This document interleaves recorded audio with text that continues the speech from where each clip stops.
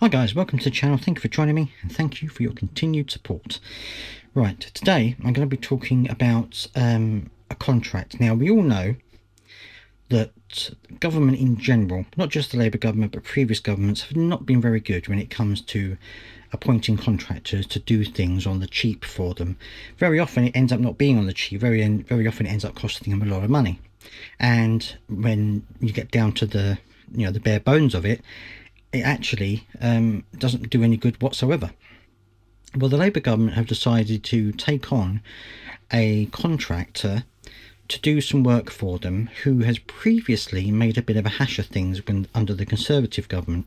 So I'm going to be talking about that because it relates to the DWP.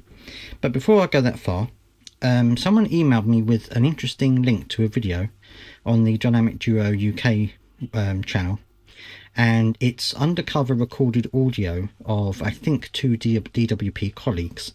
It's apparently been verified, so it is genuine, and apparently there's also an investigation going on.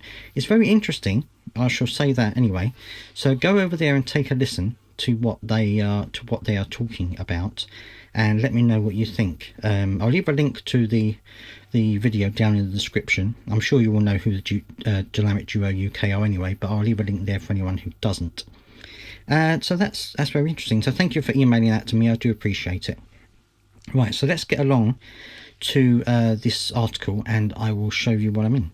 Okay, so the Department for Work and Pensions has quietly awarded a lucrative contract to a private consultancy giant, this time Deloitte, who is to expand the digital backbone of its Targeted Case Review, or TCR program. This is a sprawling surveillance scheme scrutinising universal credit claimants. The £15 million contract will extend over 2 years with an optional third, and it is aimed at increasing efficiency in how the department investigates alleged benefit overpayments and fraud. But behind this familiar Whitehall outsourcing tale lies a much darker story. It is one of obsession, misplaced priorities, and ideological war on poor and disabled people.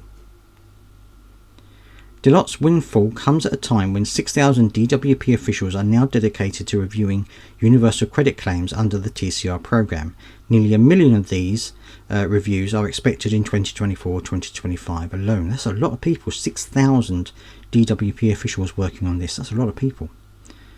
On the surface, the DWP claims it has already saved £1 billion from catching errors and fraud, projecting £13.6 billion in savings by 2030. But these headline figures mask much deeper problems, namely a broken welfare system made worse by relentless policing and punitive bureaucracy. The fact that DWP has turned to Deloitte should sound alarm bells. This is the same firm that helped build the disastrous track and trace system during the COVID-19 pandemic. Yeah, we all remember that, don't we?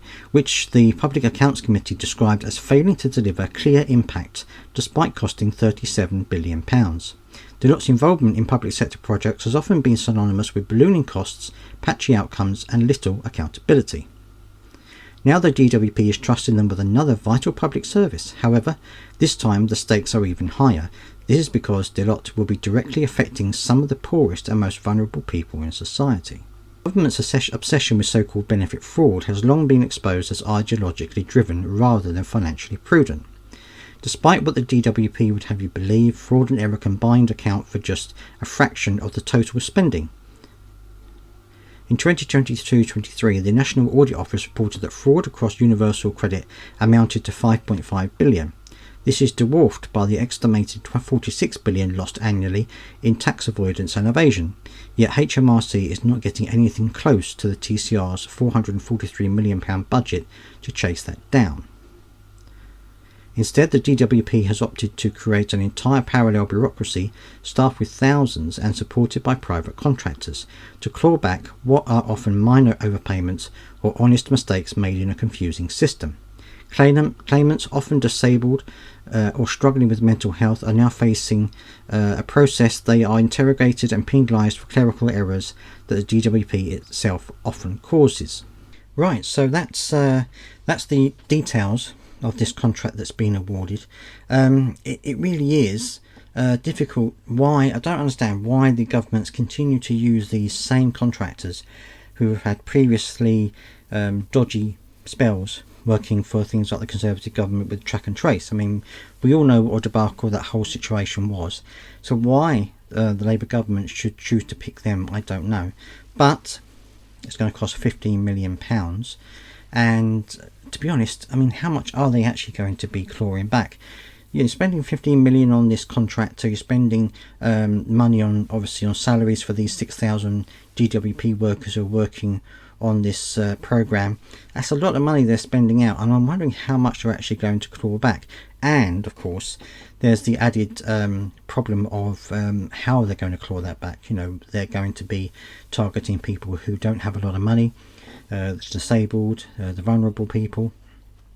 And they're going to be, trying to claw this money back any way they possibly can.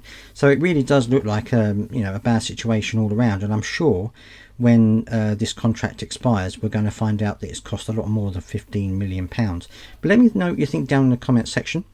Do you think that they're right to try and do this?